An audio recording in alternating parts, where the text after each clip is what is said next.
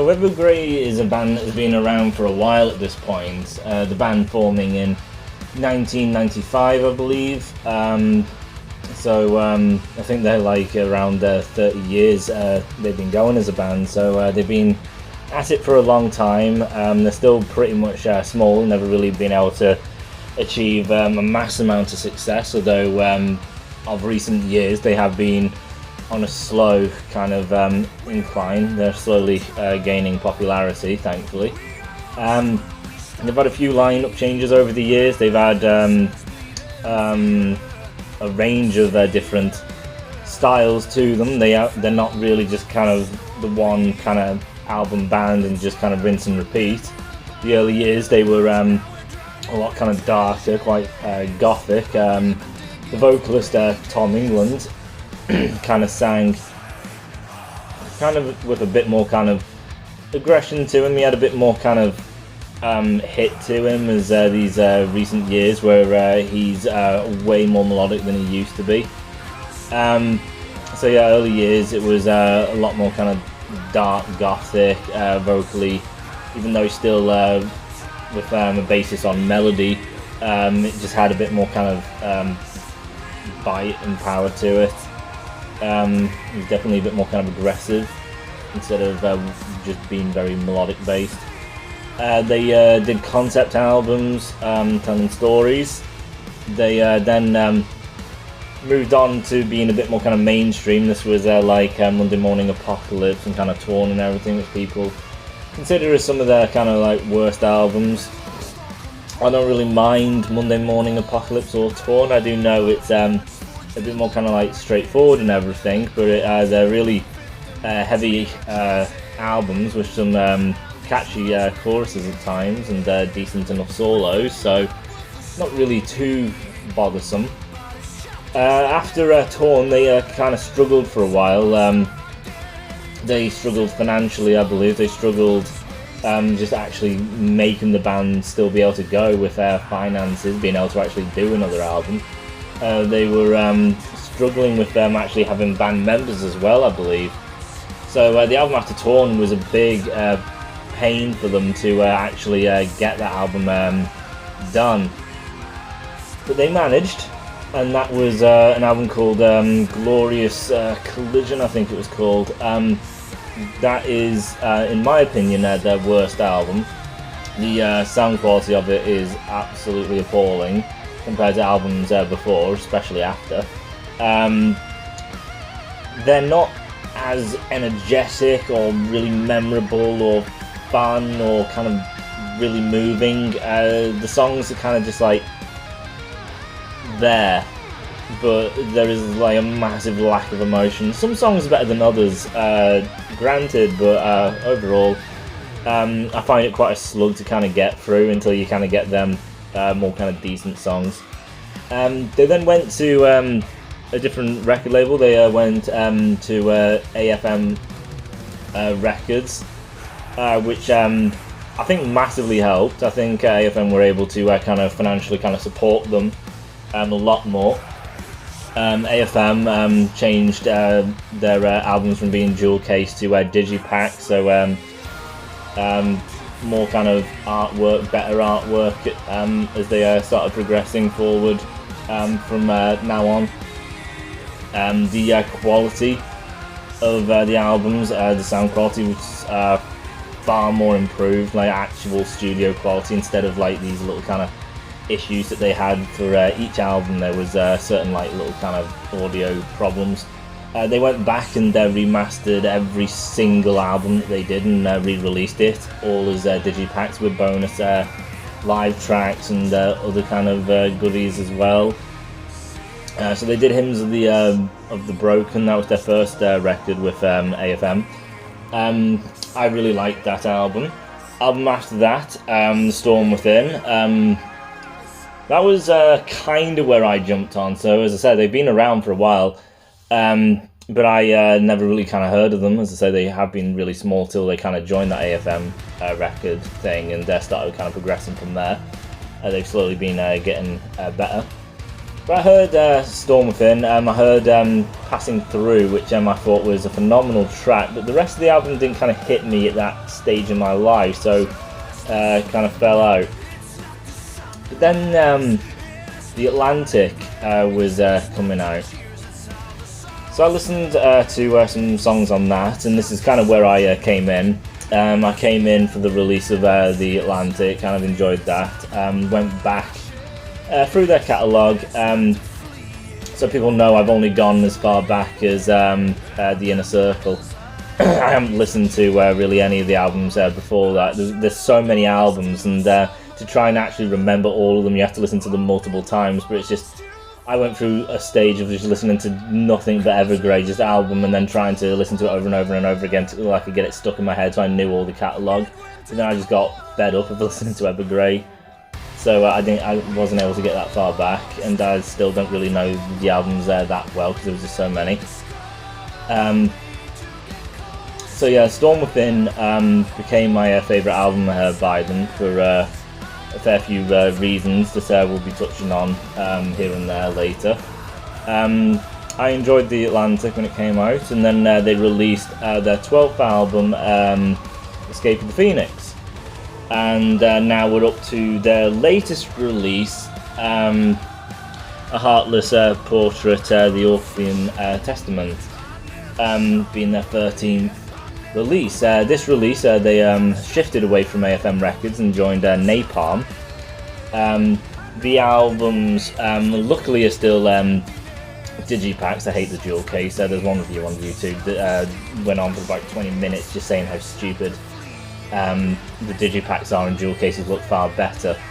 But I don't like looking at paper art through plastic. Also, plastic is really bad for the environment, so I prefer actual print onto like some high quality card instead of like just paper. I think it just makes the art look far better. You get the multiple panels, so you get even further artwork and everything.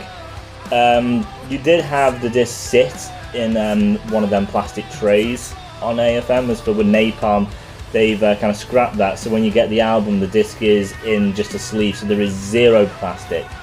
Now obviously these sleeves are a bit of a pain because you have to kind of try and get the disc out of this sleeve, and the problem is you can kind of touch the CD then, which you don't want to do because you don't want to get dirt on it. So that is kind of a problem. So I do kind of dislike the fact that it can be hard and you can damage the disc, and when you're kind of taking the disc in and out and in and out and in and out, the card gets kind of weaker, so then the thing can slide in and out very easy instead of being as tight as when you first buy it. But again, the offset of that is there is zero plastic. This is environmentally friendly packaging now completely, which I'm environmentalist, so I do support that highly. I know that's not really what anyone really cares about. They don't give a damn about literally anything but themselves. That's me going on a tangent. So there was a change with that. Tom did say in an interview as well that changing record labels, Napalm challenges them. They ran their course with AFM, so it was a time for something new, a bit of a challenge, someone to challenge them. The interviewer decided to take that and then not go any further with that type of questioning, because the question should have been, what did they challenge you on? What have they done? What's changed? And why? How? But no, they just kind of moved on to something else, which probably was quite pointless.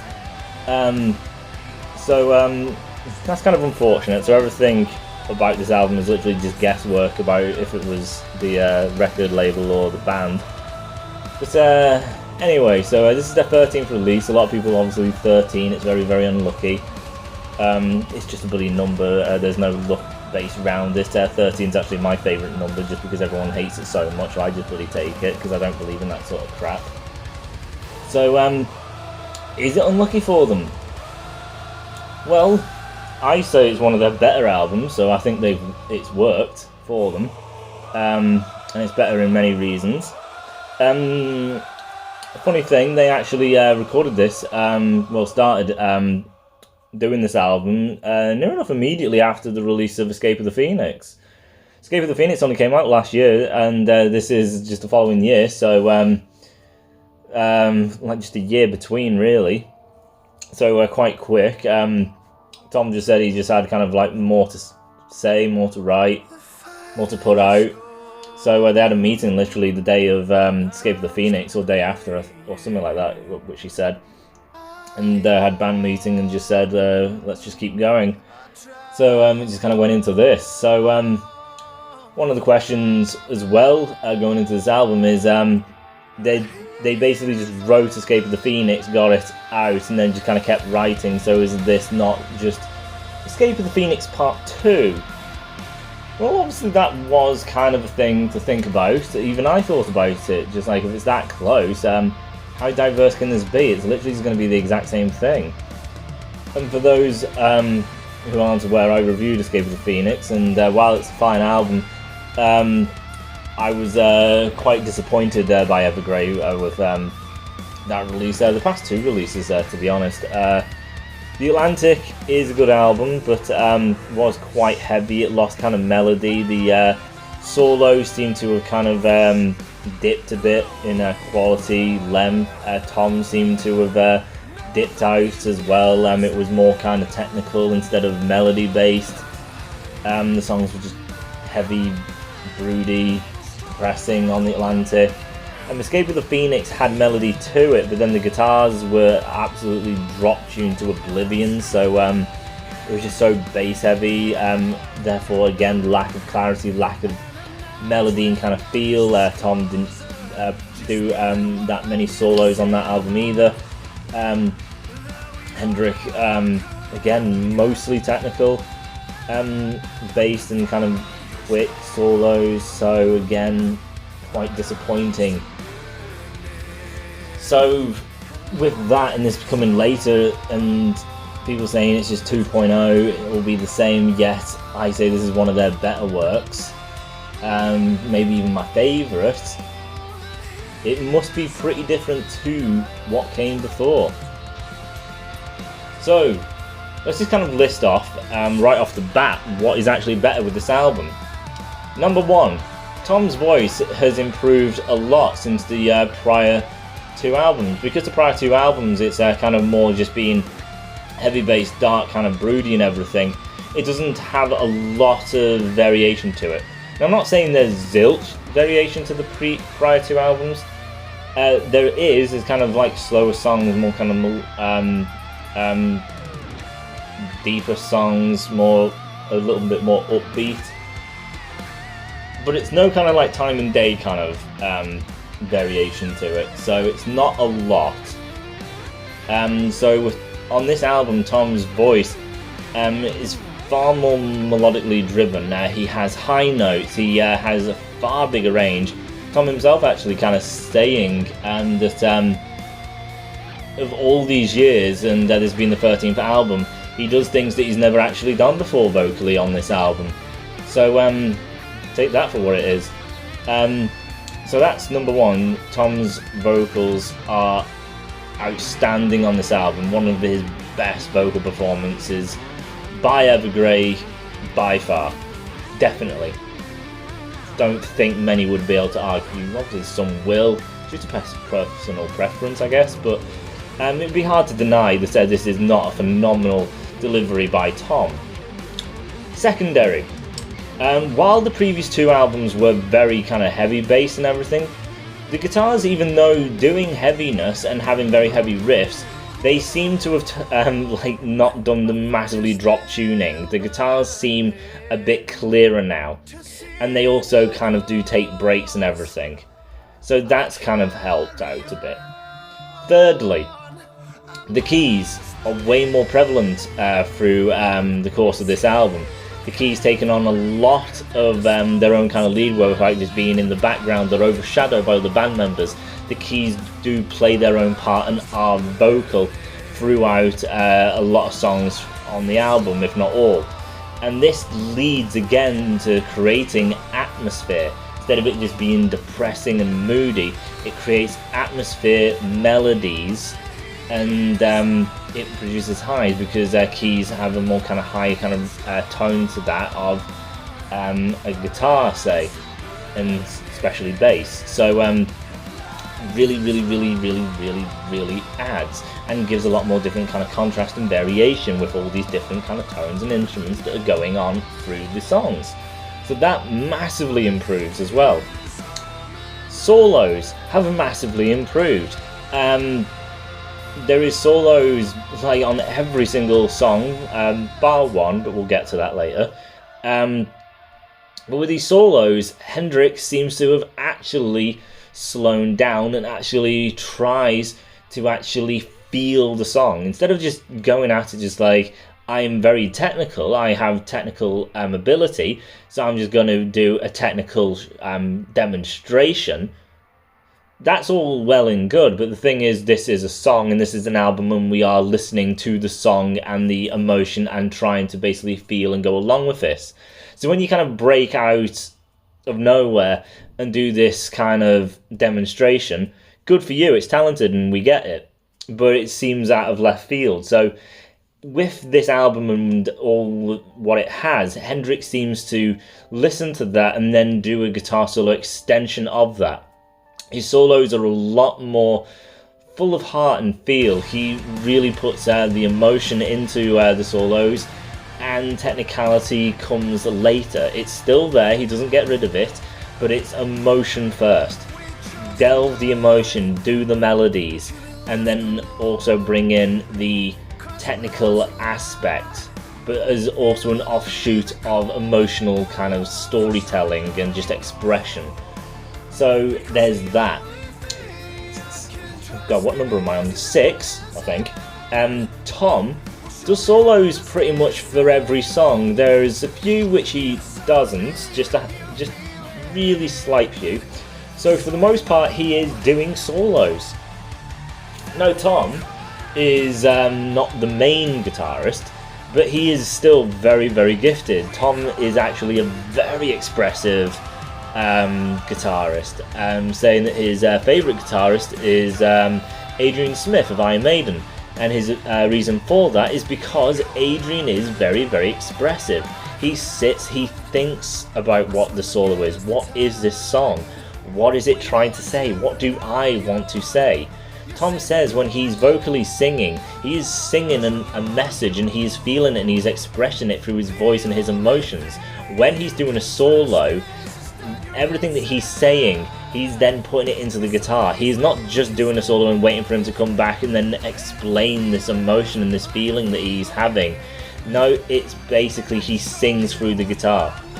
So how does he do that? He sits, he thinks, he plans it out, he puts all the feeling into it and expression, so we know exactly the emotion he has. And because we can feel that emotion because he puts the effort in, so we are aware of it, it means that we feel through hearing it as well. Instead of just, wow, that was great shred, well done, we feel emotional, we feel the beauty, the emotion of it, like the pain, happiness, the hope, anything he's trying to express, you get it. And therefore the solos by Tom are incredibly beautiful. In certain aspects I prefer Tom as a guitarist because of the amount of expression he has. Although Hendrix has really impressed me with this album because he is actually delving into that. So him actually delving into that and being, I would imagine, more technically gifted than that of Tom. Hendrix is really kind of taking the spotlight from delving into melodies and also having the more technical aspect to him as well, while Tom is more just kind of expressive and emotional playing. So solo wise, we get a lot of solos, very long from Tom and Hendrix. Solos before, they're usually short, even when Tom plays, and the solos are usually short. These solos can last a fair while now. The solos have been extended, so you will get a good length from Tom and a great length from Hendrix, and they are very emotional, expressive, as well as technically pleasing. And then on top of that, you do get key solos, only in 2 songs, but you do get them. And again, they are very emotionally driven. They are felt. It's incredible. You get guitar interludes in a few songs. With the keys, you get great key leads that give a super amount of energy to songs. So all these things are reasons why, and this is one of the best evergrey albums I've heard, if not the best, because I love guitar solos. This is some of the best guitar solos they've done because they are long and they are incredibly expressive and emotionally driven. You get two guitarists constantly going, you get the key solos, you get the leads all throughout. With the previous two albums, all your main riffs is just being heavy power chords, as for now you get that, but then you got the key leads on top of it, which give a nice energy to it and makes it more musical instead of just something chuggy constantly, which gets quite boring after a while. Tom's voice being more melodically driven with far more range and everything, way more expressive. The songs are super expressive in this, super emotional. There is beautiful songs in this album. So yeah, just 1 year, immediately written after Escape of the Phoenix, yet you got better solos immediately, you got better vocals, you got way better keys and more melody driven. They've changed the tuning of the bloody guitars, thankfully. It just seems to have adjusted everything, so in ways, yes, you could argue it has a feel of Escape of the Phoenix, but literally everything's been tweaked. The best way I would say it is actually that this album is the sum up of literally everything they have done of recent years since AFM. There is bits of A Storm Within, there is bits of Hymns of the Broken, there is bits of The Atlantic, there is bits of Escape of the Phoenix. It's like taking all the aspects, shoving them all together, and then improve on these things, and this is the album you get. That is basically the best way to explain this album. Some people say it's the heaviest. In ways, yeah. But definitely it is not their heaviest album. And some people say it's the most expressive. Yeah, definitely it is. But then some ways, no, it's quite kind of heavy. It's a mass palette of music is what you get. Now the album consists of 10 tracks. It's 50 minutes in length. Evergrey is usually kind of that 50 minute above towards like 60. So this is the usual length. 50 is kind of shorter to what they have been doing, I believe, though. But 50 minutes is pretty good, especially when you get songs such as a high caliber. That is fine. Your first track, Savers, is 4 minutes 45 seconds. Relatively short. It is like a single, and the first single they showed. So the only issue I kind of have with this one is just a few. The intro kind of just starts immediately. So Savers is the first track, and it literally just kind of starts. I find this kind of disappointing because I do kind of like a build up. Because when you put the album on, it's like, what are we gonna get? So then you get this kind of intro, but it's not exactly a show of what the album is. So it's like, what is this kind of saying? What is this kind of going for? And then it's like the anticipation of what is coming, what is gonna happen. And then it gives you that kind of chance to, it's coming, it's building up, you get ready, then you go into it instead of you put it on and then it's just immediate. It's like you don't have that time to like kind of get into that kind of like center point. So I feel that's a little bit of a kind of issue. I would just like just this slight kind of like start that then delves into this first track, Savers. Also, with it being 4 minutes 45, Savers is actually one of the most traditional Evergrey songs. It's not one of them songs which have a massive speciality to it. It's still a great song, but it's just with the rest of the album, it's not got a lot of something like new or something kind of special about it. So you just kind of got your power riff kind of intro and everything. The keys actually aren't really prevalent here, only until you get to the verse, which is when you kind of hear this is basically just what Evergrey's been like of the recent years, very traditional, and sounds like what we've all really been given before. But with that kind of key kind of being laid on top of that kind of riff on the in the verse, it just gives it that kind of like tweak that kind of puts this above the others, because it gives that kind of atmosphere and that kind of melody that before it didn't really kind of have, because it's just constant like kind of core power chords, chugs. So it just gives that kind of energy while the rest of the band is doing that kind of heavy aspect. Tom's voice, because this kind of key things here, he can kind of sing in a more kind of richer kind of tone instead of being kind of like darker to match what the guitars and that are doing. So I do think this is kind of a bit more kind of uplifted, even though it is a bit kind of traditional for them. Before the chorus starts, you get one of these new things that they've introduced to the album, which is bringing their fans in to do gang vocals. So they went to Facebook saying we're doing new stuff, we want you to be in our songs. We've got some lines for you to say, some things. They said it, and it's just like just repeat it, save us, and whatever else they were looking for. Send it in to us and we'll put it into the album. So yeah, before the chorus starts, you get the fan chant of save us, save us. So this obviously is something different, adds a bit of kind of new flavour to it. Nothing too really groundbreaking, but effective, something new. Then we go into our chorus. The chorus, as per usual, it's big, it's epic, it's grand, it's not really moody at all or depressing. It's got this great energy to it and kind of and lift. It's not super energetic and lifty, definitely not. So it's still got that kind of gothic feel to it, but it's got some kind of like lift to it. Tom's voice, there's some like backing vocals. He may be what do you call it? He may be layered.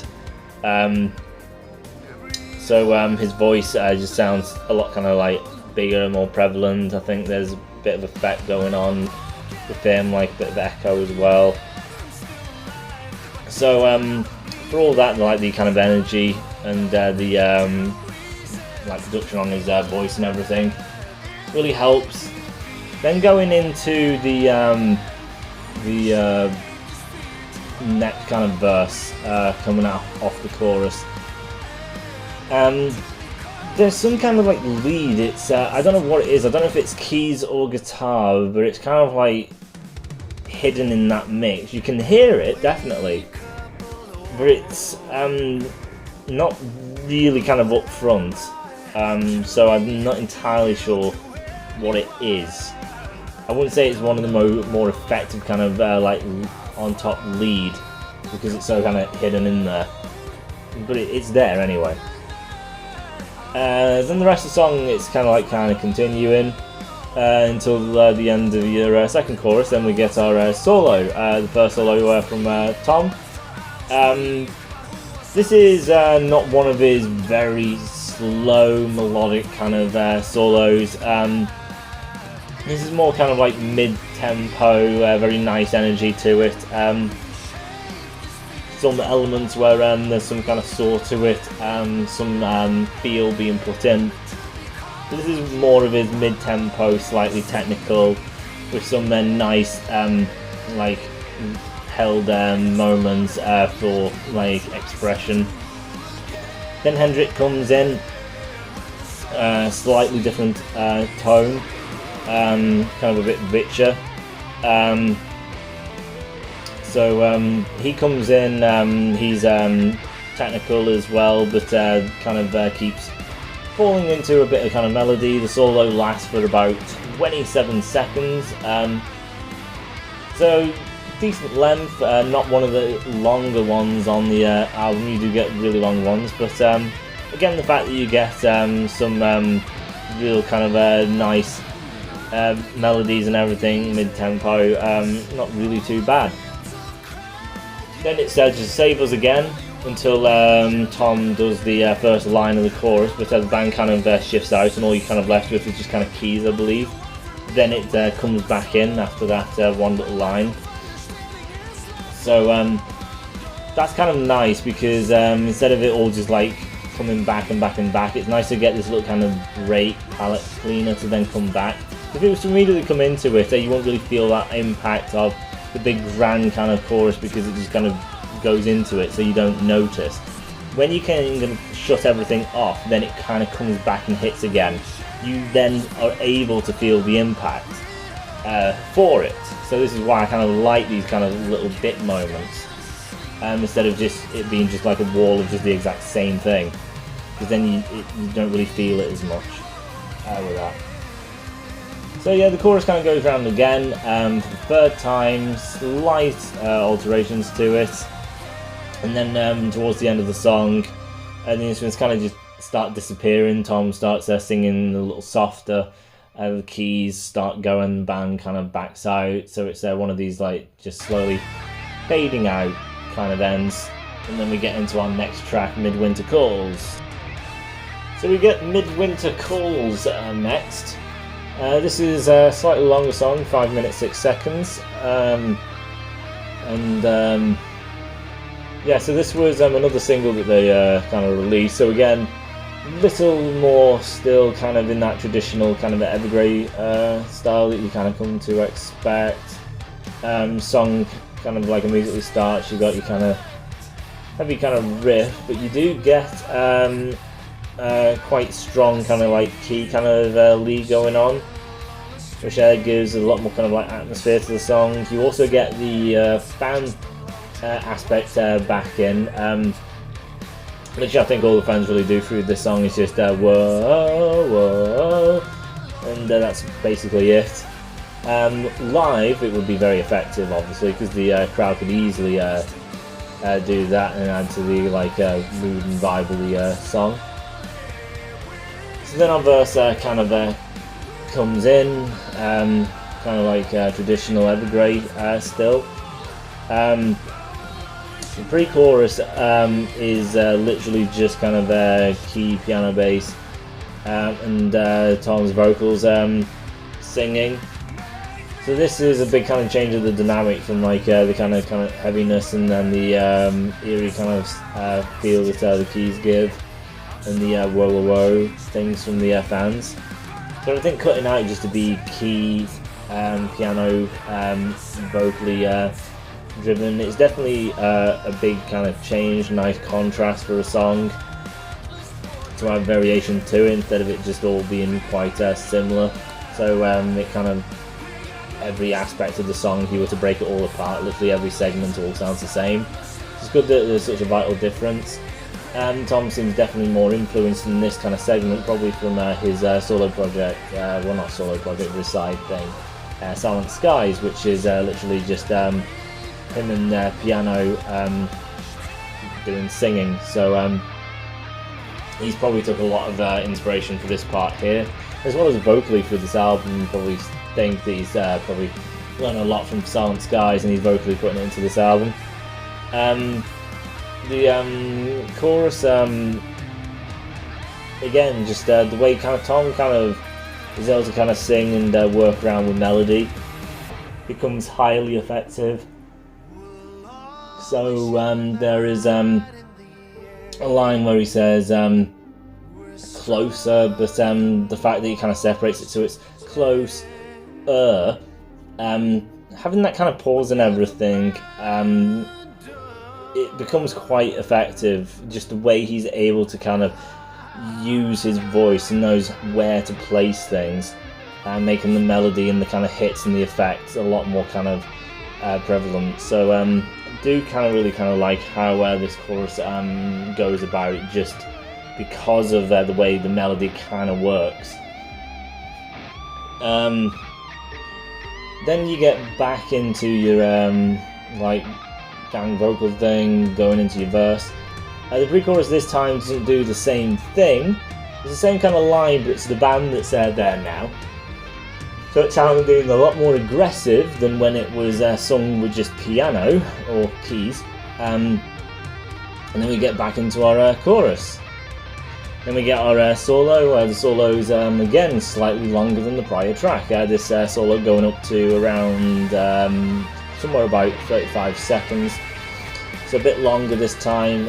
Again, two guitarists, starting with Tom, I believe. Again, I think it's usually Tom who starts. Again, melodically based and everything. A lot of melody to it. A little bit of technicality. Not as much as I believe his first solo was in Save Us. And then Hendrik comes in again, making it have a melody to it. Sorry, making it have a melody to it and sounding great, some technicality again towards the end of it. So it's nice because it's the way it probably should be to have this nice melody. You kind of feel it and then end on technicality. Nice kind of like build up towards it. And then the chorus for the last aspect is changed. It's like the lines are like kind of all flipped around and put out of place, and then a song at different like volume levels and different placements in the audio. So the whole kind of like chorus kind of shifts the way it's kind of sung and everything, which changes it and then makes it more effective for that. The keys become more prevalent, and I think the guitars do something different as well. So it's just like the whole chorus is kind of like it's the same, but all these things are placed different, and then instruments are doing a little more on top in areas and everything. So I do kind of like that. So it's not basically just the same segments, which is all literally the same thing. And then the song goes out with the band playing, the fan vocals, and then the band stops, and then we're just literally ending on purely just fan vocals, which takes us into our next track. So this track is called Ominous. It is 6 minutes, 10 seconds, so again longer. And this is where Evergrey really starts venturing into something pretty new. This song is actually quite progressive in nature, because it definitely doesn't follow the traditional way of structuring a song, that's for sure.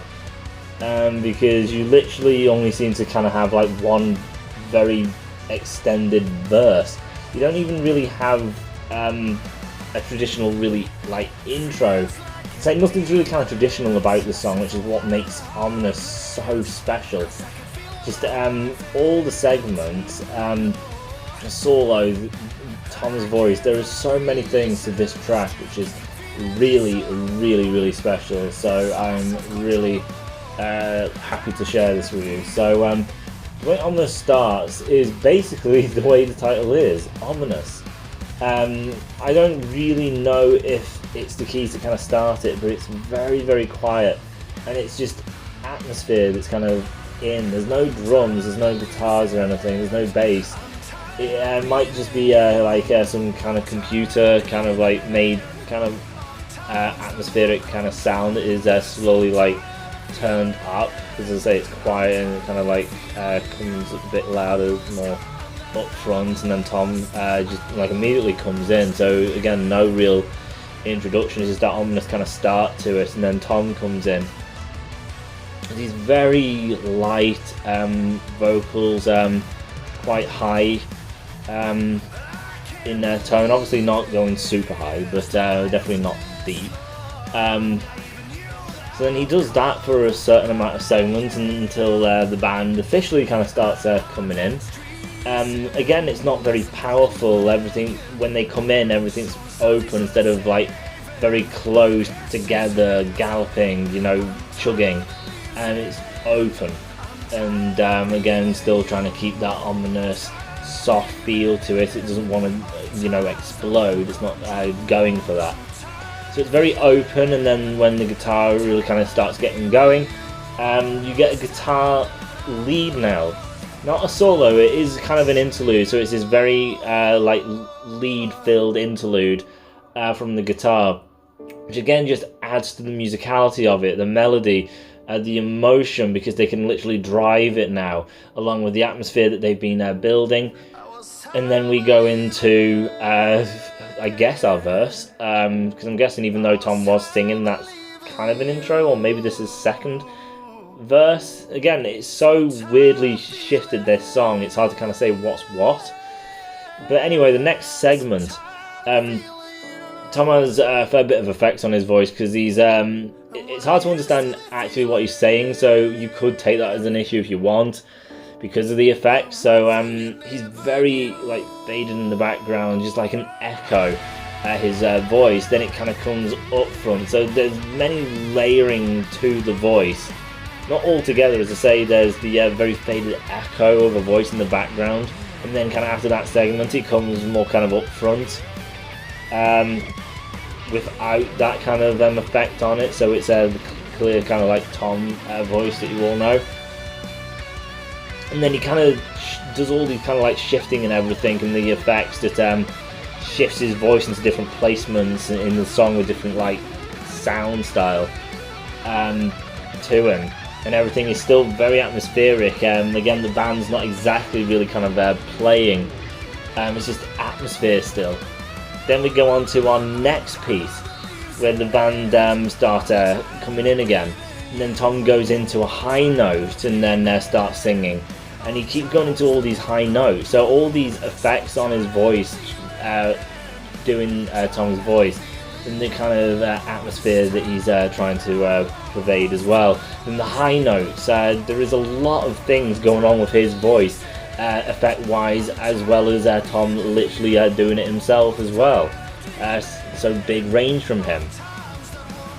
Then after these segments of the band coming in and Tom doing high notes and singing, you don't get that fade echo anymore at this point onwards. And then again it shifts, and we're not at the chorus yet, so the band start picking up the pace ever so slightly. So it's a bit more kind of upbeat now, and Tom is definitely singing a bit more with it instead of atmospheric and that. But he's still going into the high notes. Then you get your chorus, very open chorus, not going for anything really epic. We're not going for massively orchestral, massively epic, because it would kind of like destroy literally everything the song's been setting up for this big amount of time. It's very open, keeping to the style of what the song's going for. And then after that we get our guitar lead interlude back. But the thing is, the interlude actually does play into the solo, so if you would, you could literally say that this interlude lead is an extension of the actual solo. So if you actually consider it as the extension, then Tom's solo actually goes for a minute. I timed it, it is literally a minute. It started at like 27 seconds, and then when Hendrik came in it was 27 seconds again, about. So Tom literally plays a solo for a minute. And as I said, some of that, it depends how you want to take it, is that interlude. But that interlude is a beautiful lead and everything that probably was Tom based. And then it goes into his solo, like it is an extension, his solo plays off of that. So I group it with that as well, and it's such a beautiful interlude as well, so I put it together, and that gives you a minute.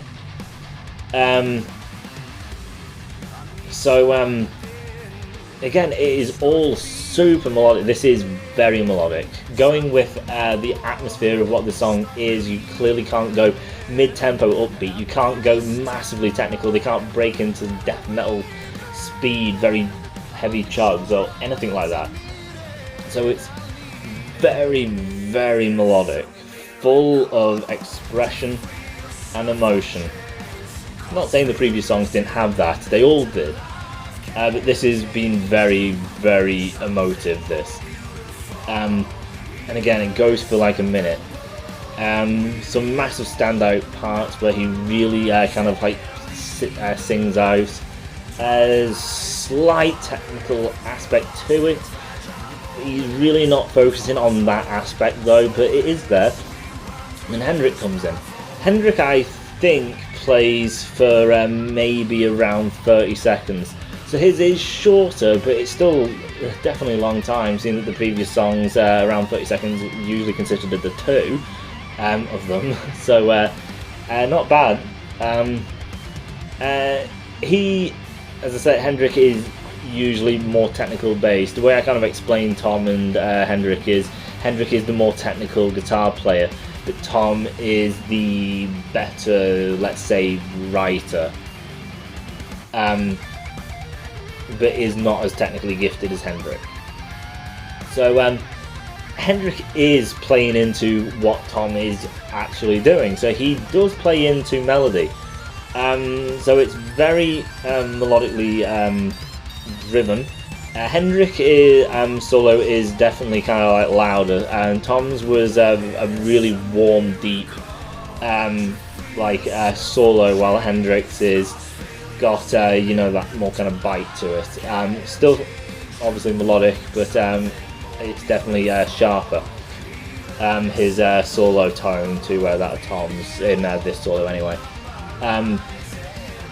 So again, very melodically driven, but a lot more kind of straight, so it gives a different kind of feel and vibe to it. It's nice to have such a massively expressive solo, and from two people. Towards the end of it, Hendrik does take it into it sounding quite technical, but I don't think it's technical in a way of it being really difficult. It just sounds technical, but I don't think it actually probably is. It might be. I can't play anything, so anything would be technical to me. Doing an A chord would be technical to me. Again, just something that sounds slightly technical, just as an expression, again, for where the solo is situated and where we are in this story of the expressive solo. So, again, we've only kind of had like the chorus twice, because after this we do go back to it. So a traditional song, you have it 3 times. This we've only had 2, and technically we've had 1 verse. This song is really different. Doesn't follow the basic formula. Evergrey is all well prevalent of following a formula, which Tom has even said that he kind of follows a pop formula. Unfortunate, but that's what he does. But this is very different, and for it, it's a fantastic song. The lead interludes were seriously welcome. The vocal ability of Tom was brilliant. Just how different and structured the song is, incredible. The length of the solo, amazing. How emotive it was. It was a brilliant solo. The song is absolute brilliant. It is really, really, really, really good. Some of the best that they have done in recent years. So let's move on to the next one. So Call Out the Dark is a shorter song at 4 minutes 23 seconds. It starts in a unique way, just like the previous track, Ominous did, with this really creepy kind of like lullaby kind of effect. So it's not really the band starting, it might be the keys that are doing it with one of these like set programs that makes it sound like one of these really creepy lullabies. Then the whole band comes in. Again, they're not really going for that kind of galloping, heavy, intense kind of riff that they've been doing of recent years. Again, the riff is more kind of just like open, a lot of room for breathing and everything. A lot of keys up front yet again to give that kind of atmosphere and everything. And because everything's just a lot more kind of open with the keys, giving that atmosphere and the kind of light melody to it, really helps lean this again into just being a lot more kind of melodic and memorable than previous stuff. Actual verse, yet again, the band do kind of like take a backseat for it just basically being, I think just basically drums, keys, there may be bass there as well. and then obviously Tom vocally singing, so the guitars again take a bit of a backseat. But again, I really like this because they layer the instruments so at different segments through the song. So individual segments, you can have more of an ear and more prevalence to certain instruments, because if it's all guitar fronted, the guitars can sometimes drown out other instruments. So with guitars taking a kind of backseat and everything, it gives a lot more of an ear to the other instruments and what they're doing. It gives them just their time in the spotlight. And then the guitars will have other elements, like they have their solo aspect. So I don't usually mind. If they're always out in verses, then yes, it gets quite repetitive that way, but Evergrey don't do that. So with this in mind, obviously you get some great keys, real nice drums, maintaining this really nice, beautiful kind of melody. It's very nice. Tom, again, singing with a great melody, really clean vocals. There is some effects, I think, kind of spread out in different segments just to kind of hit different elements through the verse. The kind of pre-chorus, the guitars actually do come in, and then leads that into the chorus. Now, the chorus being very memorable, which it is, it's very memorable, it's very easy to sing along with, but the issue here is the chorus is pretty repetitive. The chorus is basically just call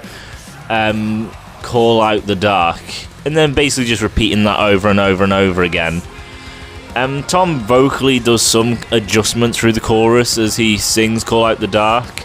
There's some backing, there may be some layering as well to his voice, I believe. But it is basically Call Out the Dark, Call Out the Dark over and over and over again. Sometimes I basically hear it as Call Out the Dog.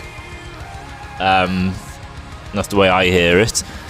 Verse, again, basically the same. Then you get the pre-chorus again, guitar come in. This is more extended, this aspect to it. Then we got a chorus again. It is basically one of the more basic segments, again, following a very simple formula. After the second chorus, we got a solo. The solo not lasting as long as the prior one, but still relatively long. It's basically about 50 seconds, I believe.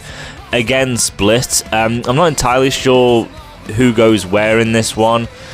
They're both melodically driven, but I find that the later solo, the second part, to actually have the better tone and the better, stronger melody than that of the first.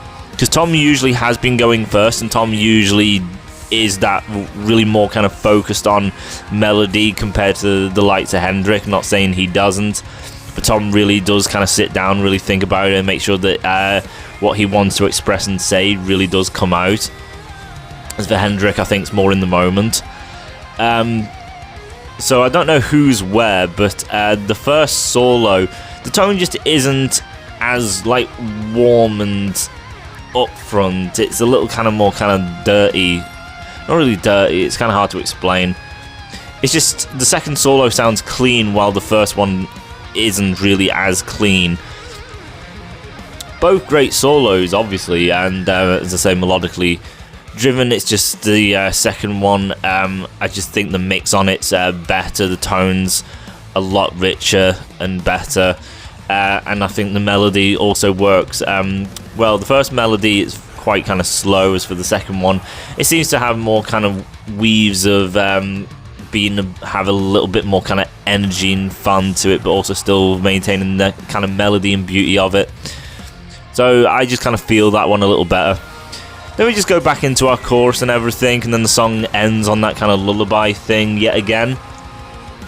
So quite simple, but beautiful verses. I like how the song starts and ends with something a little bit more unique. Solos, yet again, long in length, great length to them. Both very brilliant. Focus on melody, that's great. Chorus, does sound great and everything, just a bit repetitive vocally, but Maiden do that all the time, and Maiden are very successful with that. Again, keys being very prevalent, giving great atmosphere and melody and everything. Tom's vocal ability, again, really, really great performance, very clean, very melodic. Because this is going on for a while, I'm going to cut it off here and finish it up in another video. So I'll see you all in the next one.